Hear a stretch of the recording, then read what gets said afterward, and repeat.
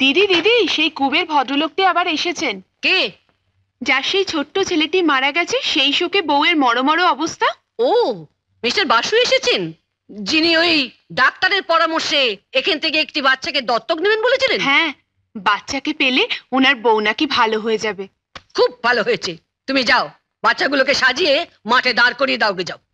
তার মধ্যে থেকে যাকে পছন্দ, যাকে খুশি নিয়ে চলে যাক।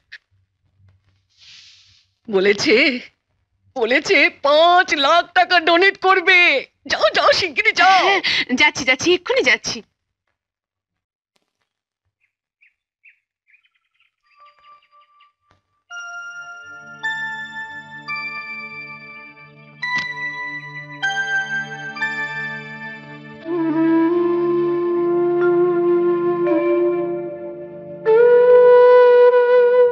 এদের মধ্যে যাকে আপনার পছন্দ হয় আপনি নিয়ে যান।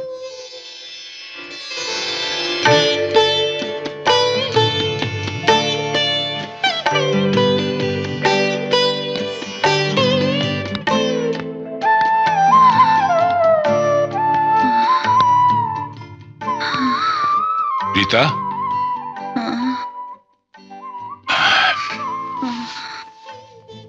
রীতা, দেখো কাকে নিয়ে এসছি।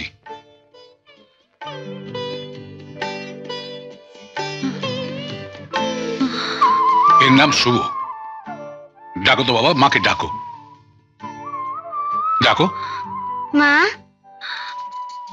মা, মা, মা।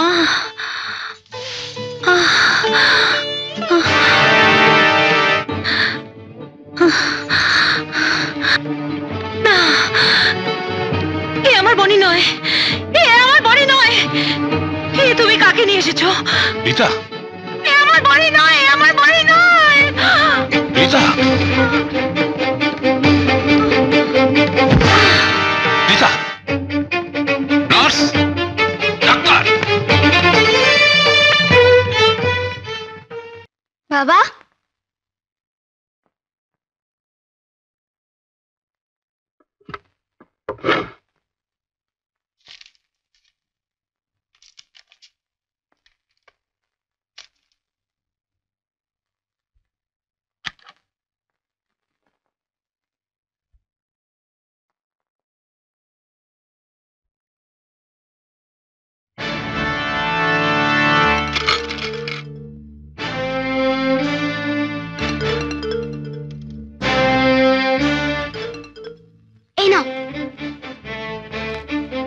শুভ, লোকটাকে ডাকো, দাঁড়াতে বলো।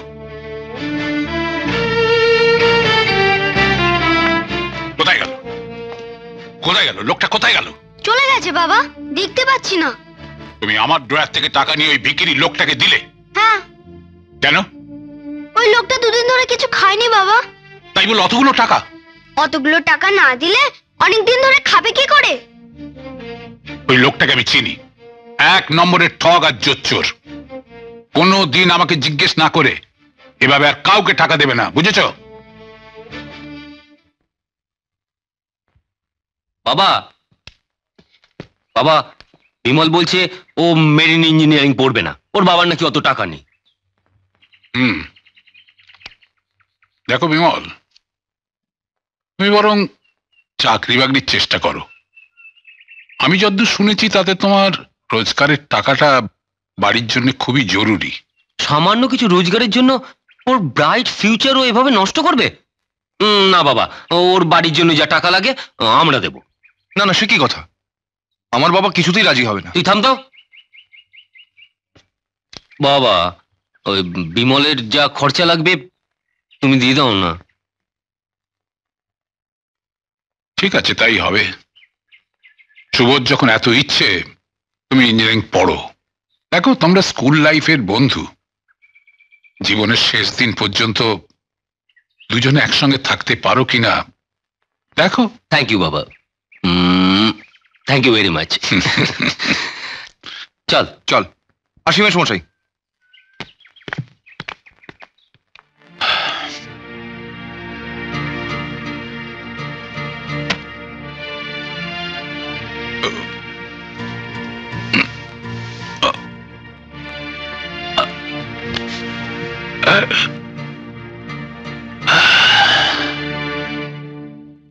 অরিন্দমদা, উইল করার ব্যাপারে তুমি যা যা ইনস্ট্রাকশন দিয়েছিলে আমি সেই মতো সব স্ট্যাম্প পেপারে চাপিয়ে দিয়েছি।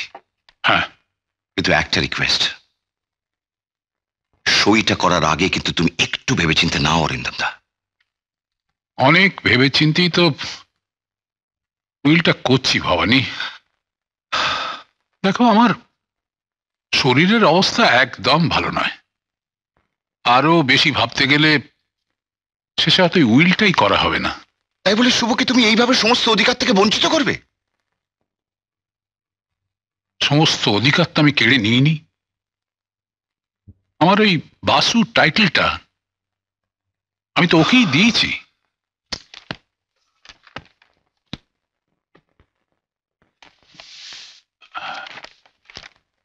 দেখো ভবানী, শুভ চাকরি পেয়েছে। এই খবরটা পেয়ে আমি উইলটা সই করার জন্য ছুটে এসেছি। কেন জানো? আমার আমার একমাত্র ছেলে বনি যা ভোগ করতে পারল না, আমার স্ত্রী রীতা সে যা ভোগ করতে পারল না, আমার সেই বহু কষ্টে রোজগার করা কোটি কোটি টাকা একটা ছেলে নয় ছয় করে উড়িয়ে দেবে, এ আমি কি করে সহ্য করবো বলো তো? তোমার সমস্ত ভাবনা কিন্তু অমূলক হতে পারে। আরে হতেও পারে। সেই জন্যই তো এই উইল মারফত 10 লাখ টাকা স্টেক করে আমি এরকম একটা অদ্ভুত শর্ত রেখেছি। ভবানী আগেও চাকরি করার মাহাত্ম্যটা বুঝুক, তারপর 5 বছর বাদে উইলের নির্দেশ মতো শুরু হবে তোমার কাজ। দেখো ভাই, তোমার কাজটা যে তুমি ভালো মতোই করবে তোমার উপর সে বিশ্বাস আমার আছে। না, তুমি একটু বেশি ঘামছো, আমার মনে হয় তুমি একটু রেস্ট নিয়ে তারপর ওঠো। ভাই শরীরটা না ভাই, আমি বাড়ি যাই, বুঝলে? আমি বাড়ি। কি হলো ভবানী, অরিন্দমদা? ভবানী, অরিন্দমদা? অরিন্দম অরিন্দমদা? অরিন্দমদা? অরিন্দমদা? অরিন্দমদা? অরিন্দমদা? অরিন্দমদা?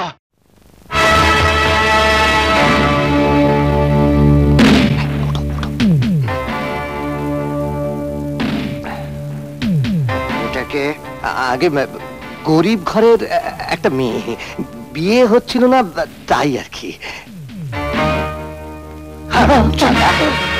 গরিব বলে তুই ধোঁকা দিলি? এর আগে তুই 4-4টে বিয়ে করেছিস না? 4-4টে বিয়ে আমি করেছিলাম, কিন্তু 4-4টে বই তো আমার এখান থেকে হারিয়ে গেল। এবার তুই নিজে হারাবি, আর কোনো মেয়ের কোনো সর্বনাশ আমি তোকে করতে দেব না। জানোয়ার কথা করে একটাই, বেটাকে নিয়ে যেত, গলার নলিটা কেটে। একটু বলো না, বলো না একটু, নিয়ে যেও না। দাদা, ওকে মারবেন না দাদা। চুপ! এটাকে তোল, তোল।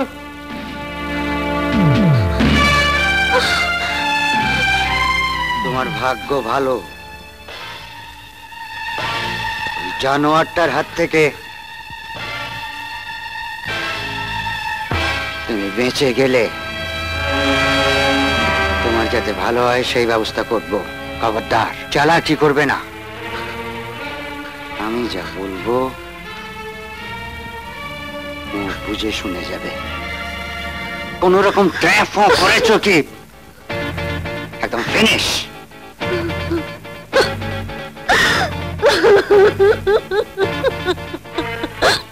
সবই তাই রে বাহ! আরে বিয়ের ব্যবসা করে মালকড়ি তো বেশ ভালোই আমদানি করছে। ক্যাশ কত খিঁচলে? 500। হ্যাঁ, ভগা দিচ্ছে না মানে বিশেষ করে ওস্তাদ, ওই বেশি চাপ দিইনি, কারণ চাপ দিলে পার্টি হড়কে যদি যায়। হ্যাঁ হ্যাঁ, ভালো ভালো। ফুলের মতো জিনিস বেশি চাপ দিলে মাল চটকে যেতে পারে।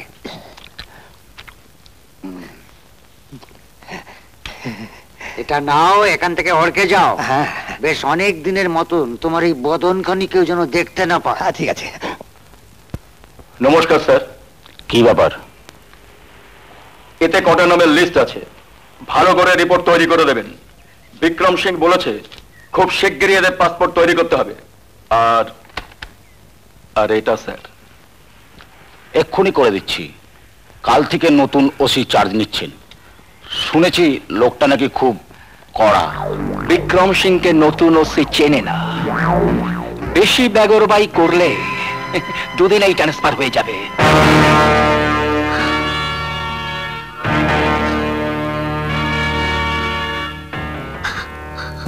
কদিন ধরে তুমি কিছু খাচ্ছ না কেন? ওরা আমার জামা কাপড় সব খুলে নিয়ে নিয়েছে। তোমায় আমি চালাকি করতে বারণ করেছিলুম,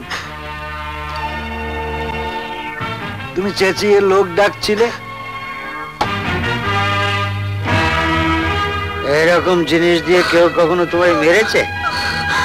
এরকম জিনিস দিয়ে? বউটাকে বাগে আনা গেল না। আরে বাবু, যাবে যাবে। বিক্রম সিং নিজে কেসটাকে হাতে নিয়েছে, স্পেশাল ট্রিটমেন্ট চলছে।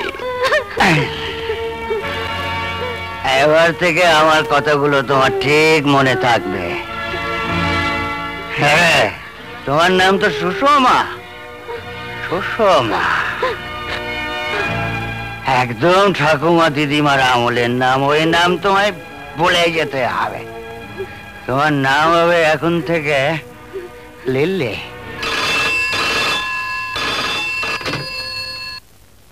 হ্যালো, এটা কি থানা? ইয়েস, একবার ওসিকে দেবেন। আমি ওসি সুরজিৎ সেন বলছি। শুনুন, আমাদের পাড়ার একটা বাড়িতে বেশ কিছু সন্দেহজনক লোক যাতায়াত করছে। পরপর 3 দিন 3টে নতুন বউ এলো। আপনি কে কথা বলছেন? পরিচয় দিতে পারবো না, শেষ বিপদে পড়ে যাব। আমাদের ঢালিপাড়ার 13 নম্বর বাড়িতে মনে হচ্ছে বেশ একটা গোলমেলে ব্যাপার চলছে। গোলমাল মানে? 13 নম্বর বাড়িতে কি হয়েছে? একবার খোঁজ করে দেখুন না। হ্যালো হ্যালো, বস, পুলিশ। হ্যাঁ, কে? দাশগুপ্ত? দে একটা গ্যালাস দে। অনেক পুলিশ। হ্যাঁ হ্যান্ডস আপ, নো মুভমেন্ট। হ্যাঁ, ইয়েস ইয়েস মাই লর্ড, এই সেই 5 জন হতভাগিনী তরুণী, বিনিতা, কল্পনা, মায়া, ছায়া এন্ড সুষমা। মিলর্ড, বেনামে এদের বিক্রি করে বিদেশে পাচার করা হচ্ছিল। প্রত্যেকের নামে পাসপোর্ট তৈরি করা হয়েছিল, জাল passport my lord, which are already submitted before your lordship, that is exhibit number 4 my lord. দিন না হুজুরকে পাসপোর্টগুলো।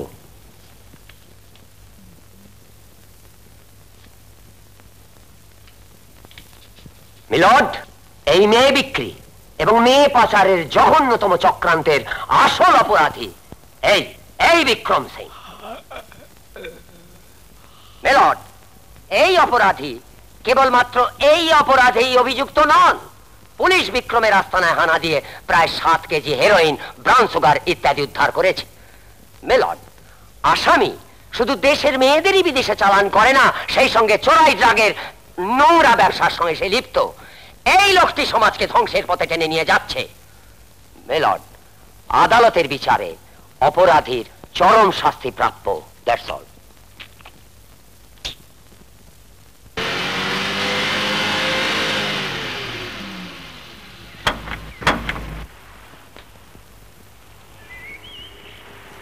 সিং, ব্রেক কেসটা রেখে আসবে। বিক্রম সিংকে যেন আর একদিনও হাজতবাস করতে না হয়। ওকে ওকে ওকে। নমস্কার স্যার। আপনি ফোন করেছিলেন? Yes sir. বলুন কি ব্যাপার? স্যার, আমি বিক্রম সিং এর ভাই অজিত সিং। দাদার ওপর পুলিশের একটু খার আছে। এমন মিথ্যে মামলায় আগেও 2বার জড়িয়েছিল। কিন্তু কেস দাঁড়ায়নি। আগামীকাল রায় বেরোবে, দেখুন কেস দাঁড়ায় কিনা। স্যার, বৌদির শরীরের অবস্থা খুবই খারাপ। বয়সকালে দাদাই প্রথম সন্তান লাভ করতে যাচ্ছে।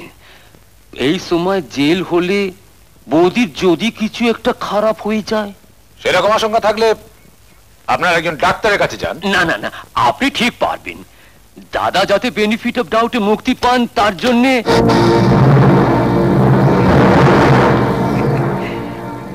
গরিবের যতটুকু ক্ষমতা স্যার। দেখি কি করতে পারি। আপনি বসুন। Thank you sir,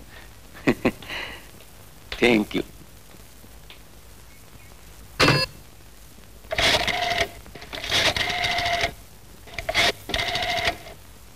hello, Lalbazar.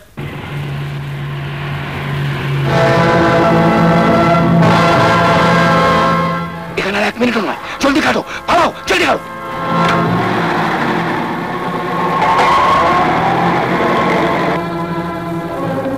Mister Ajit Singh, you are under arrest. এই হাত করা লাগাও।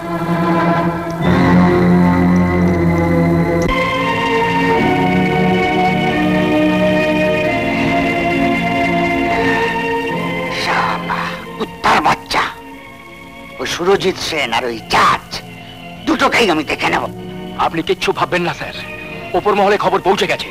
ওই 2 বেটাকে খুব শিগগিরই এখান থেকে অনেক দূরে কোথাও ট্রান্সফার করে দেওয়া হবে। দেখবো ওরা কতদিন আমাকে আটকে রাখে। Right sir, right. একদিন আমি ছাড়া পাবো না, সেই দিন দেখে নেব।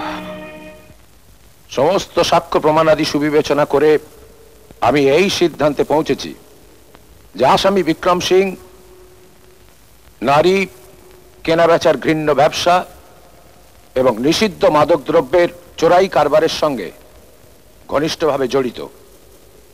আসামি বিক্রম সিংকে আমি ইন্ডিয়ান পেনাল কোডের 363 ধারায় 3 বছর এবং নার্কোটিক অ্যাক্টের 25 ও 27 ধারায় 5 বছর সশ্রম কারাদণ্ডে দণ্ডিত করিলাম।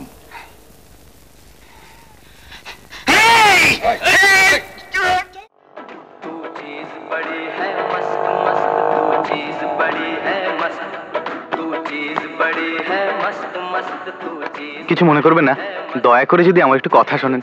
কি কথা বলুন? বলছিলাম কি, এখানে ওই তপন বাবু বলে কেউ থাকেন? এখানে অনেক তপন বাবু আছে। একজন তপন 60টার প্যাড লেখে, সেও বাবু।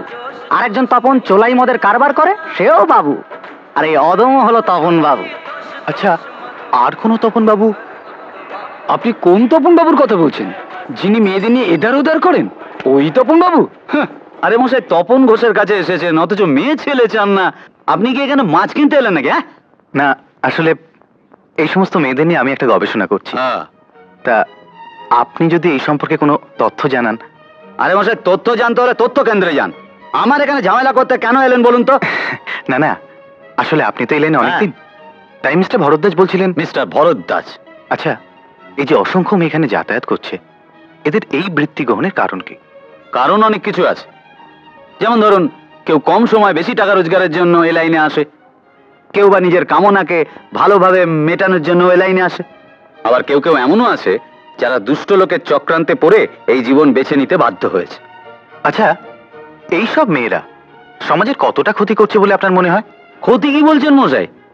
আরে এরা আছে বলেই তো এখনো মানুষ সভ্য হয়ে বেঁচে আছে।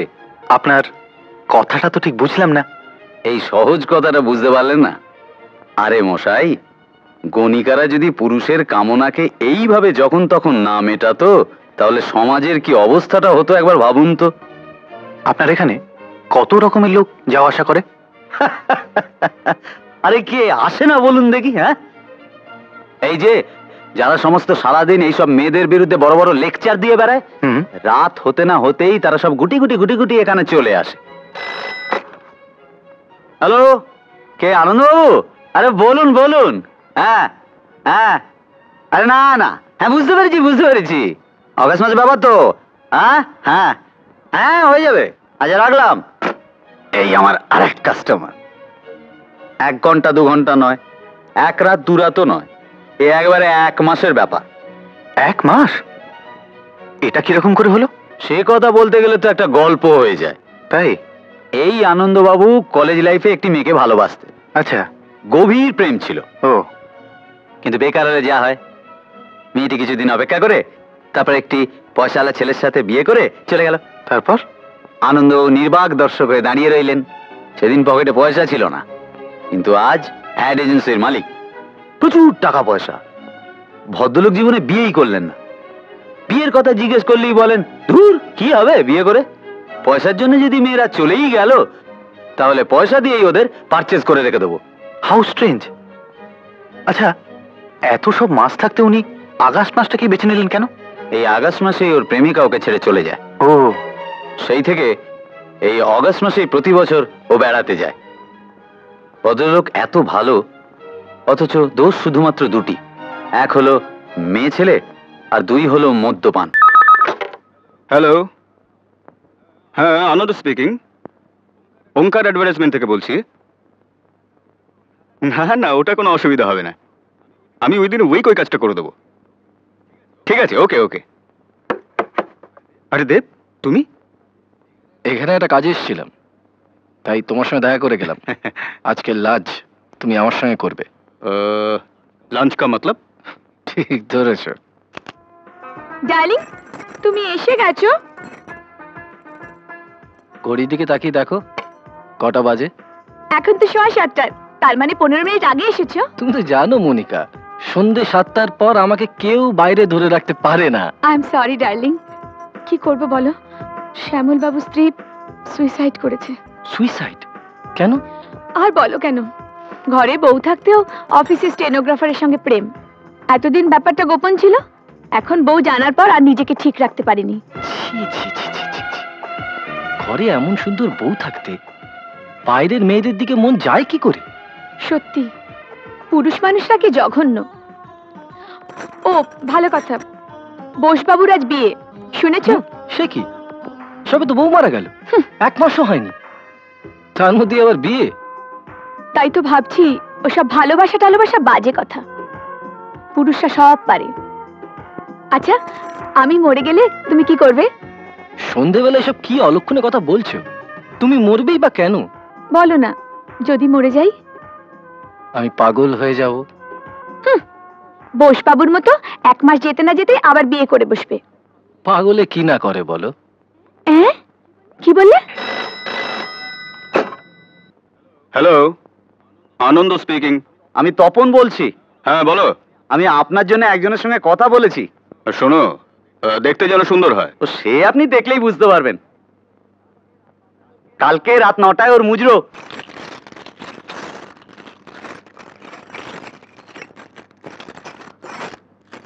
आज जब नाच रहे ना हमारी दिल एकदम दीवाना हो गया। ওসব পুরনো কথা, কাজের কথা থাকলে বলো। ওই তো মুশকিল, ওরা একদম জিন দিয়ে আছো। আমার সময় দেবে তো? সময় কি আর থেমে থাকে? সে তো হু হু করে চলছে। আচ্ছা বাবা, বলছি শোনো, আমার কাছে না একটা সোনার হাঁস আছে। ওসব সোনার হাঁস টাস বুঝি না। আমার রেট জানো তো? ঘন্টায় 1000 টাকা। আরে জানি, কিন্তু সমস্যা তো 2-1 ঘন্টা নয়। তবে 1 রাতের 5000 টাকা। আরে বাবা, সমস্যাটা তো 1 রাতেরও নয়। ও তোমার জন্য এমনই পাগল যে তোমায় নিয়ে পুরো 1 মাসের জন্য বাইরে যেতে চায়। কি বললে? 1 মাস? তোমার কি মাথা খারাপ হয়েছে? আজ বলবে 1 মাস, কাল বলবে ঘরে বউ সাজতে হবে। ওসব ধান্দায় আমি নেই। এরকম করলে তো আমার ব্যবসা লাটে উঠে যাবে। তুমি সালা এতদিন পরে এই খদ্দের ধরে আনলে, যত সালা ঝুট ঝামেলা। আরে বাবা, মাথা গরম না করে পুরো কথাটা একটু শুনবে। 1 মাসে কত দেবে জানো? পুরো 25,000 টাকা। তা ছাড়ো ছাড়ো। কি 25,000? প্রস্তাবটা তো মন্দ নয়। Excuse me. হ্যাঁ বলুন। একটা ডাবল রুম চাই। হ্যাঁ, double room? Sorry, fully occupied, no room. কিন্তু আমার বুকিং আছে মিস্টার আনন্দের নামে। Mister Anand, just a minute. Mr. Anand, double room. Mr. Anand, double room. Mr. Anand, room ready, sir. Thank you. এইটা একটু fill up করে দিন। এই মিস্টার এন্ড মিসেস আনন্দ লিখুন। স্যার, আমার 20 বছর অভিজ্ঞতা থেকে বলতে পারি আপনাদের নতুন বিয়ে হয়েছে। হ্যাঁ, এরকম হয় স্যার। প্রথম প্রথম কিছুতেই নিজেকে দুজন বলে মনে হয় না। আমার তো 20 বছরের অভিজ্ঞতা, কত যুগল মূর্তি দেখলাম। ওই একই ভুল, বউয়ের কথা কিছুতেই মনে হয় না। বাই দে ভাই, আপনাদের কতদিন হলো বিয়ে হয়েছে? এই 2-4 দিন আগে। কংগ্রাচুলেশন, আপনারা হচ্ছেন lucky honeymoon pair. Lucky honeymoon pair? হ্যাঁ, আপনারা হচ্ছেন এই হোটেলে প্রথম এই সিজনে হনিমুন পেয়ার। আমার 20 বছর অভিজ্ঞতা থেকে বলছি, আমরা প্রথম হনিমুন পেয়ারের জন্য স্পেশাল ব্যবস্থা রাখি। Special breakfast, special lunch, special dinner, special care. একটা বিপদে পড়েছি। কি হয়েছে? কি তোমাকে একটু সাহায্য করতে হবে। কি হয়েছে বলবে তো? আমার বাবার বন্ধু মিস্টার চক্রবর্তী এখানে এসেছিলেন। বাবার বন্ধু? বয়স কত হবে? বয়স? হ্যাঁ বয়স এই 60-65 হবে। না না, ওসব বুড়ো ফুড়ো চলবে না, বড় গা ঘিন ঘিন করে। আরে কি সব যাতা বলছো? তুমি যাই বলো না কেন, আমি ওসব পারবো না। আহা, পুরো ব্যাপারটা শোনো। আরে তুমি আর কি বলবে, কত বুড়োই দেখলাম সব সালা মুখোশ পড়ে থাকে, মুখে হরিনাম আর সুযোগ পেলে গলা কাটে, আর মেয়ে দেখলেই মা মা করে গায়ে ঢলে পড়ে। ছি, তোমার মাথায় শুধু একটা জিনিসই ঘুরছে। মিস্টার চক্রবর্তী আমার বাবার মতো আমাকে প্রচন্ড ভালোবাসেন। উনি তোমাকে ওনাদের বাড়িতে নিয়ে যেতে বলেছেন। তোমাকে একটু অভিনয় করতে হবে কিছুদিনের জন্য আমার স্ত্রী সেজে। স্ত্রী? না না, ওসব আমি করতে পারবো না। তুমি আমার পার্ট টাইমের মতো ঝামেলা করলে আমিও তেমন চুক্তির বাইরে একটি কাজও করব না। আরে বাবা, এত রেগে যাচ্ছ কেন? ধরে নাও এটাও চুক্তির মধ্যে আছে। না না, তোমাদের ওই ঘরের বউ সাজা আমাদের কাজের থেকে অনেক বেশি জটিল, অনেক বেশি পরিশ্রম করতে হবে। তাছাড়া বিনা পয়সায় কারো বউ ফৌ সাজতে আমি পারবো না। ও মাই গড, তাই বলো? তোমার পয়সার দরকার। ঠিক আছে, আমার বউ সাজার জন্য না হয় 5000 টাকা দিয়ে দেবো। এসো এসো। দাঁড়াও, নতুন বউ বাড়িতে এলে তাকে বরণ করে নিতে হয়। এসো এসো এসো, করুণাময় তোমার মঙ্গল করুন। থাক থাক মা থাক। বাহ, ভারী সুন্দর, সাক্ষাৎ লক্ষ্মী প্রতিমা। নিশা, নিশা। যাই বাবা। আমার বৌমা।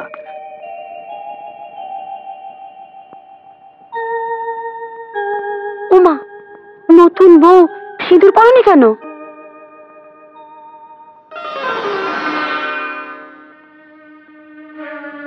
এসো ভেতরে এসো।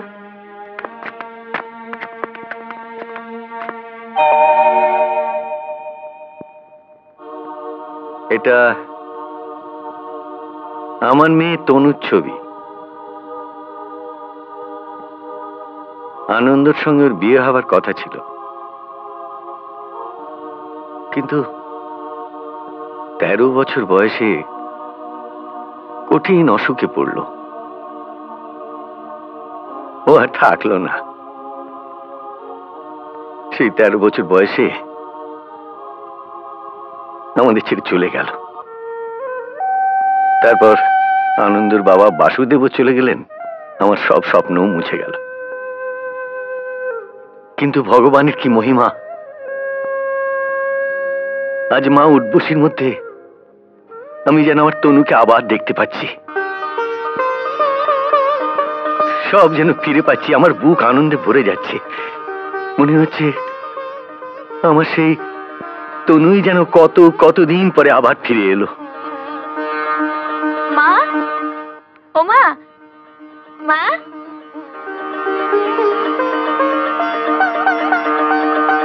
বাহ, ভারী সুন্দর তো। কি নাম তোমার? আমার ভালো নাম অংশু আর ডাক নাম টিনটিন। কি হলো? ও হরিরাম, হরিরাম চাই। ওহ, থাকো, তোমার তো নড়তে চড়তেই মাস খাবার। খালি খালি তুমি আমায় বকো দিদিমণি। দিদিমণি, আমার কি আর একটা কাজ? এইসব বাবুদের মালপত্তর গাড়ি থেকে নামিয়ে ঘরে তুলে রেখে তারপর এলুম। জাগি ঠিক আছে, এখন ওগুলো ওর হাতে দাও।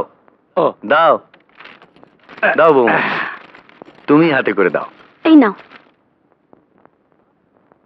না না কাকাবু, এসবের কি দরকার ছিল? আছে আছে, দরকার আছে, কিন্তু আপনি তুমি থামো তো, এত দামি জিনিস। দেখি দাও, দেখি তো মা, তোমাকে কেমন মানায়।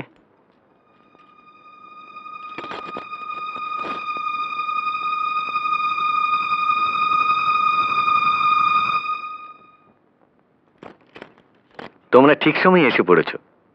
আমি এই সময় নবগ্রহের ব্রত উদযাপন করি, 1 সপ্তাহ ধরে চলবে। তোমাদের ছাড়ছি না। তোমরা এই 1 সপ্তাহ উর্বশী মাকে নিয়ে হইচই করে কাটাও। 1 সপ্তাহ? কিন্তু কেন বাবা, এটা কি তোমার নিজের বাড়ি নয়? না না, তা বলছি না। তোমাদের কোনো অসুবিধা হবে না। তোমাদের হনিমুন যেমন চলছে তেমনি চলবে, শুধু সকালবেলায় গিয়ে একবার ভগবানকে প্রণাম করে আসবে। এই বুড়ো মানুষের জন্য এটুকু পারবে না? ঠিক আছে। কাকাবাবু যে তোমাকে বেশ কিছু উপহার দেবে সেটা আমি আগেই জানতাম। আমিও জানতাম। বুড়োরা প্রথম এইসবই দেয়, আসলে অন্য কোনো ক্ষমতা নেই তো, তাই গয়নাগাটি দিয়ে মেয়েদের মন ভোলায়। দেখো, একদম বাজে কথা বলো না। উনি তোমাকে নিজের মেয়ের মতো করে ভেবেছেন। মেয়ে, মা, এসব শুনতে শুনতে আমার কান পচে গেছে। দেখো, নতুন করে আমায় কিছু শিখিও না। যাই বলো, গয়নাগুলো কিন্তু সব ফেরত দিতে হবে। না না, এখন এগুলো খুলো না, কাকাবাবুরা কি ভাববেন? ভাবুক গে, ফেরত যখন দিতে হবে তখন এখনই দিই। না না, এখন এগুলো সব তোমার কাছে রাখো। রাখতে পারি, কিন্তু একটা শর্তে। কি শর্তে? যদি এই গয়নাগুলো চিরকাল আমার কাছে থাকে। This is too much. সে তুমি ভেবে দেখো। আচ্ছা আচ্ছা, এগুলো চিরকালই তোমার কাছে থাকবে, কিন্তু এখন তো পড়ে থাকো প্লিজ।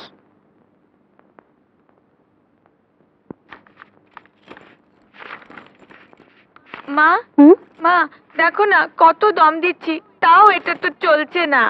দেখি, হে সালা বুড়ো হয়ে গেছে, চলবে কি করে? শালা পুরো হয়ে গেছে, শালা পুরো হয়ে গেছে। কি হচ্ছে কি টিনটিন? ওটার ব্যাটারি কমে গেছে, তাই তো ওটা চলছে না। যাও বাইরে গিয়ে খেলো। উর্বশী, কিছু মনে করো না ভাই, ওই বাচ্চাদের সামনে না ওসব বলো না। আসলে ওরা খুব তাড়াতাড়ি শিখে যায় তো সব কথা।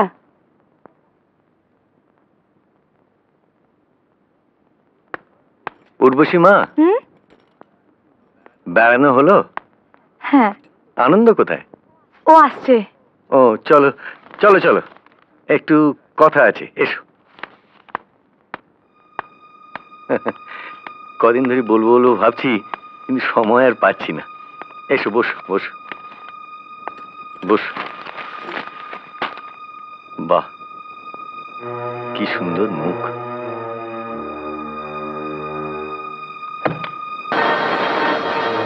এক মিনিট।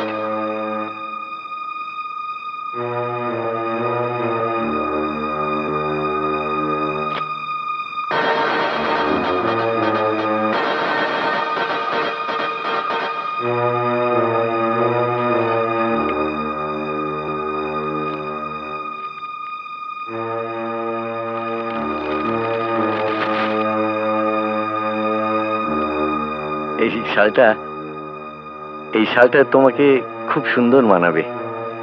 এই শালটা তোমার কাকিমা তনুমার জন্য কিনেছিলেন। না না, এসব আমাকে কেন? আচ্ছা মা, যা মন চাইছে তা আমাকে করতে দাও না। উর্বশী, ওই আনন্দ এলো বোধহয়। তুমি যাও যাও, ও আবার রাগারাগি করবে, তুমি যাও। এটা আবার কি? দেখতেই তো পাচ্ছ শাল। কে দিল? কে আবার? তোমার শ্রদ্ধেয় কাকা বাবু। প্রতিদিনই দেখছি দুহাত ভর্তি জিনিসপত্র নিয়ে আসছো, ব্যাপারটা তো বেশ ভালোই জমিয়েছো। ব্যাপারটা তো আমি জমাইনি, জমিয়েছেন তোমার কাকা বাবু। মেয়ে মেয়ে বলে জিনিস দিচ্ছেন, আসলে আমাকে হাত করবার তাল। কি সব যাতা কথা বলছো?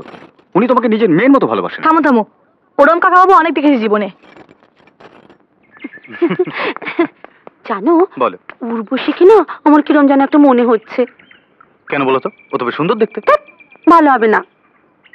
জানো সেদিন না যখন টিনটিনের সঙ্গে একটা খেলনা কুকুর নিয়ে খেলছিল তখন কুকুরটাকে দেখিয়ে বললো শালা বুড়ো হয়ে গেছে। ও এই ব্যাপার। আরে দূর, সে তো খেলার ছলে বলেছিল। ও তা হয়তো হবে, কিন্তু চলো তো, তুমি আজকাল সব সামান্য ব্যাপার নিয়ে বড্ড বেশি ভাবছো। চলো।